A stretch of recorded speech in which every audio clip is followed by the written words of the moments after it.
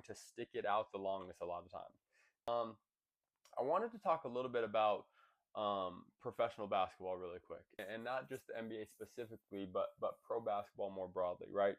Um, Most young, ambitious players coming out of high school, college players, at the Division II level, the Division I level, who aren't like NBA prospects on draft boards, right? Like they still want to play pro, they still want to advance their career. I think one thing that you have to understand if you want to be a pro basketball player is that pro basketball outside of the NBA, and even depending on what your role in the NBA is, if you're not like a draft pick, if you're a guy who's going to be a free agent signee, right? A guy who has to go through the summer league and really compete for minutes, who has to play in the developmental league, G League, and try and really, establish themselves as a player that can help an NBA program. Pro basketball is a war of attrition, right? It is a war of who is going to stick it out the longest a lot of times.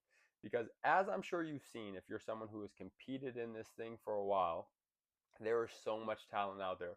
There are so many good players in the world, right? And there's only a finite amount of opportunity, right? And ultimately, it is going to take you being willing to sacrifice for longer than the next guy, because everybody wants to play pro.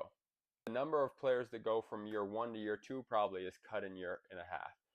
The guys who stay long enough to go from year two to year three, cut in another half. Year four to year five, and cut in another half, right? Like those first 4 or 5 years, guys are just dropping like flies, right? You can see how this stuff begins to compound, and you can see why it's so easy for guys to fall out of it. I fell out of it, but I'm just saying, right? Like you could see I'm a perfect example of how it's a war of attrition, right? There's so many things that you're battling when you're battling with missing your family. You're battling with, do I want to start a family? I got my girl here.